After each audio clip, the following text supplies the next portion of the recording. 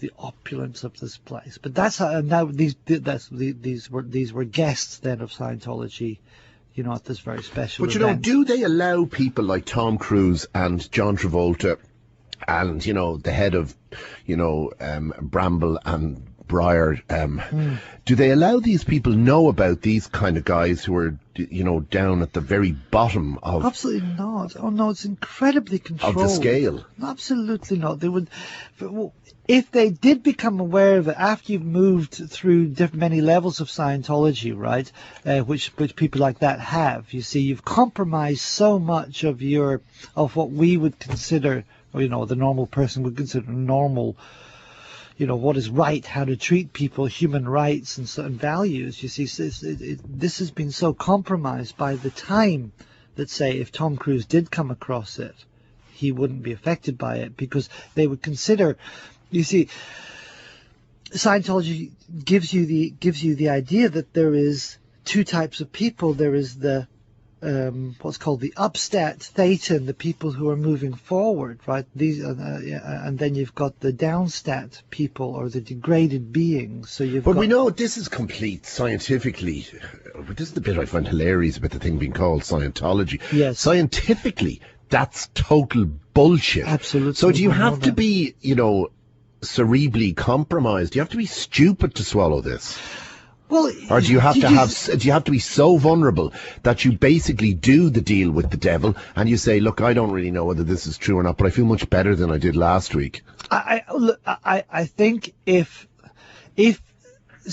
people are offered something that sounds really good, they'll suspend critical judgment in many cases. For instance, look at Travolta. Travolta he runs a fantastically successful company. He flies his own highly complex aircraft. He's a man of science, a man of charm, wit, culture. One of the most superb performers. He has reinvented himself. He's not stupid. He's absolutely not stupid. No, absolutely not. So what's he doing in there? This gives you some idea of how effective. And why were you there for so long?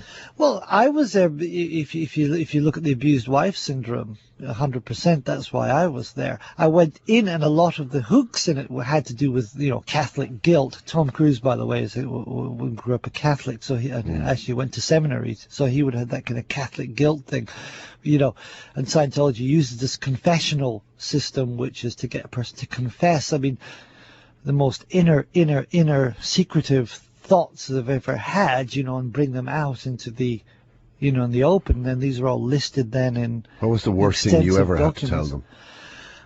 I used to get terribly embarrassed about masturbation, and because sex is very controlled in there, you're not allowed sex, unless you're married. And then marriage is quite different to what you normally consider marriage in the real world. But I used to have I used to find it very, very frightening to talk about that, you see.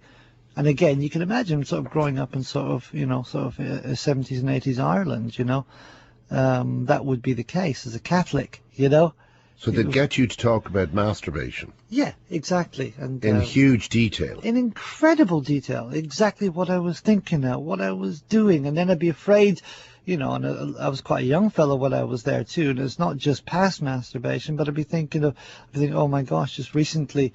And then I try and control, I can't masturbate because I know I'm going to be, audited, and I'm going to have to confess this. So it wasn't, so in other words, the fear and the level of control was really, I can't face the embarrassment and the humiliation of having to be placed in a position where I'm saying this in front of these people. That's one of the things, yes. Yeah, and there's always the ever-present RPF, and if you do, So in other words, if you turned around and said, look, you know what? Masturbation is actually probably healthy and you guys are nuts. You'd be down to the RPF, dressed in your black pyjamas and shoveling shit immediately. Yeah, very much so. If I was in a position to do that... Okay, remind me not to join the Scientology guys. Don't. It's not good for you, Gerry. There's a lot better things you can do with your life. But no, What was the turning point for you, John? A number of things. First of all, I was on a project where I was buying off a person who was critical of Scientology, and I had to pay that. I had to find 600,000 sterling and give the money to that person to make that person go away. That'd buy it off, wouldn't it? Yeah. Oh, exactly. Bought her off. I mean, yeah. In doing that, I was away from the Scientology, the Sea Organization Centre in England for quite a long time. So I was living out in Dorset, working on this case. And then while I was there, I was exposed to some information on the internet. I'd never experienced the internet. So you began to experience the real world. That was the beginning of it, and it still took me. And something cracked there, and I really began to see the insides of what was really going on, what was being hidden from me. And then it took another 5 years before I was up in Birmingham, where I was trying to I was actually working on infiltrating the local government to get myself elected there into local government to, for some other projects that we were doing Scientology-wise.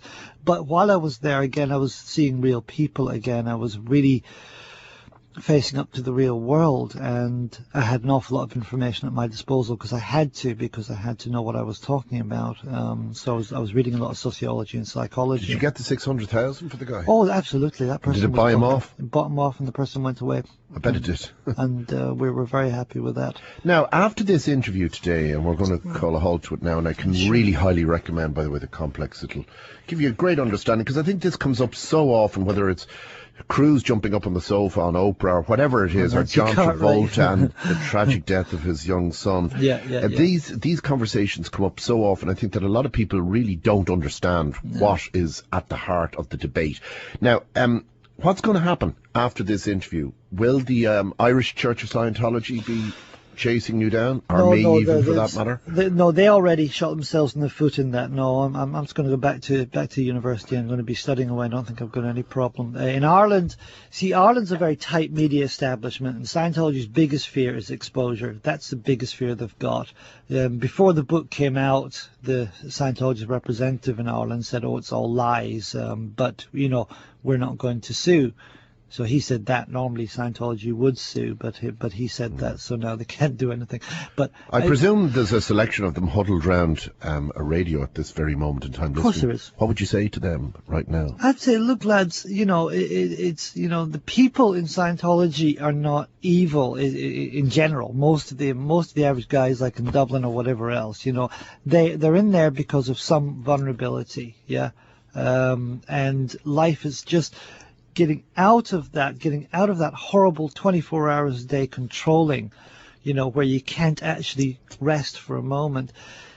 You can get rid of that. You don't need to have that. You don't need to be in fear, because mostly they're controlling them by fear. And you can get out of it, and you can live a real life. You don't have to spend all your money on Scientology. You don't have to spend all your free time.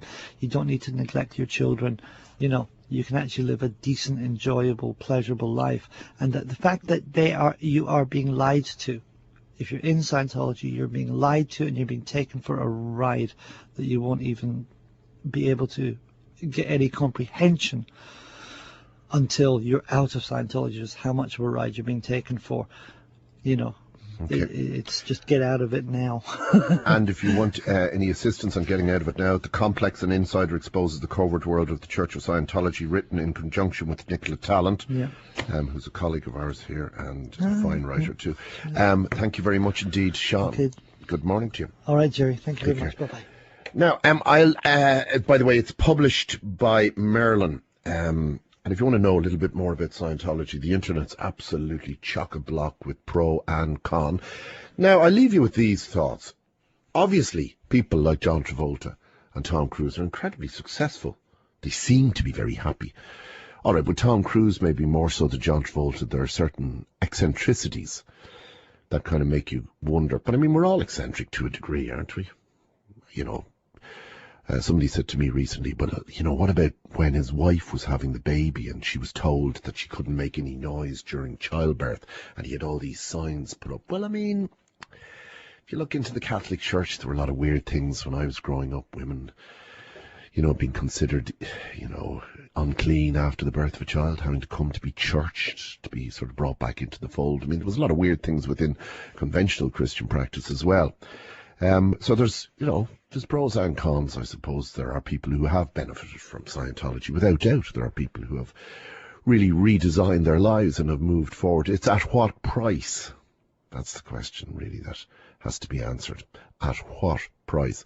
Finally, in relation to John Travolta and his wife Kelly and the death of their son, Jet, I am really completely 100% mindful of how dangerous it is to link a human tragedy such as that to a story such as the story that myself and John Duignan were attempting to deliver to you this morning. I, under no circumstances, would I underestimate the pain of John and Kelly.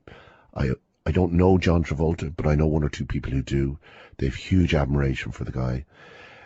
He's a wonderful husband, a great father, and a very smart man. What did he have to give up for Scientology? Well, only he can answer that. Or maybe he gave up nothing. But there certainly are others who gave up a lot, who gave up everything.